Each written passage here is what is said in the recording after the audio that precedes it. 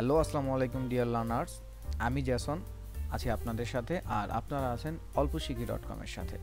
আশা করি সবাই ভালো আছেন। নতুন আরও একটি ভিডিওতে সবাইকে স্বাগত। তো কথা না বাড়িয়ে চলুন সরাসরি টিউটোরিয়ালে চলে যাই। Let's start.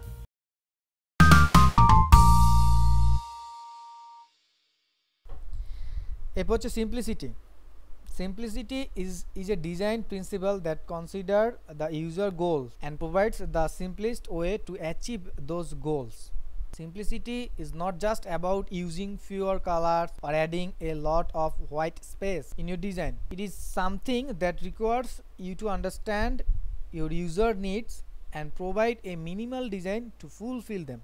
সিম্পলিসিটি ব্যাপারটা হচ্ছে ভাই সিম্পলের মধ্যে গর্জিয়াস করো। আবার এমন সিম্পল কইরো না, ব্যাপারটা এরকম যে মানে জাস্ট একটা কালার দিয়ে দিলাম ভাই, একটা কালার টেক্সট অথবা অনেকখানি হোয়াইট স্পেস, এখানে সেটা আসলে বলা হচ্ছে। সিম্পলিসিটি ব্যাপারটা হচ্ছে যতটুকু সিম্পলের মধ্যে আসলে আমার ওই যে ক্লায়েন্টের যে গোলটা আছে ওইটা অ্যাচিভ করা যায় বা গোলে পৌঁছানো যায়। যেমন আমরা বিশ্ববিখ্যাত কয়েকটা ব্র্যান্ড দেখতেছি এখানে, দেখি সেগুলো কি আসলে বোঝাতে যাচ্ছে। ফেডেক্স আমরা জানি পৃথিবীর মধ্যে সবচেয়ে নামি দামি একটা delivery company, রেপুটেড brand company. So ওরা কী করে সার্ভিস, সামনে এগিয়ে যাও।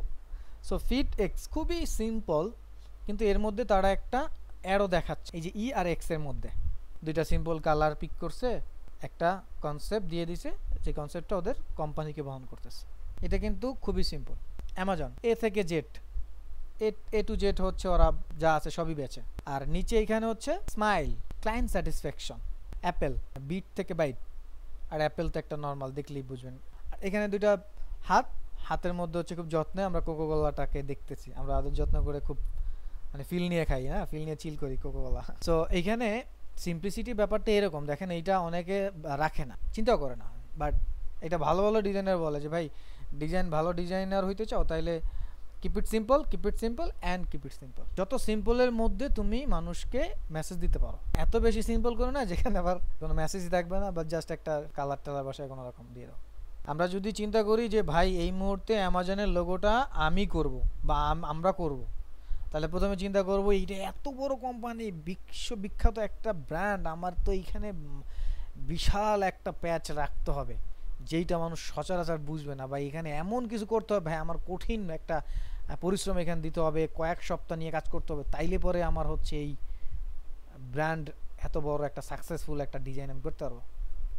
এরকম কোনো চিন্তাই আসলে বড় বড় ডিজাইনাররা করে না। তবে হ্যাঁ, ক্লায়েন্টের সেক্টর, ক্লায়েন্টের মাইন্ড, ক্লায়েন্টের অবস্থান বুঝে এগুলো চেঞ্জ হয়। ক্লায়েন্ট বলতেছে ভাই দরকার নাই ভাই, আপনি এইখানে এই কোম্পানির এইটা আমার কইরা দেন ভাই, আমার অমুক কালার দেন তমুক কালার দেন। মাঝে মাঝে জিদ উঠে যে ভাই এই ক্লায়েন্টের সাথে আমি কাজ করবো না, কিন্তু করতে হবে ভাই। এন্ড অফ দ্য ডে ক্লায়েন্টই সর্বশেষ ঠিকানা, এটা মাথায় রাখতে হবে।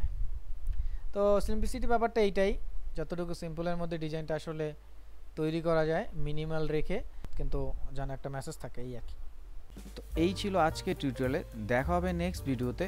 ততক্ষণ পর্যন্ত ভালো থাকুন, সুস্থ থাকুন এবং প্র্যাকটিস করুন। আর ভিডিওটি ভালো লাগলে অবশ্যই লাইক, কমেন্ট, শেয়ার এবং সাবস্ক্রাইব করবেন। আল্লাহ হাফেজ, আসসালামু আলাইকুম।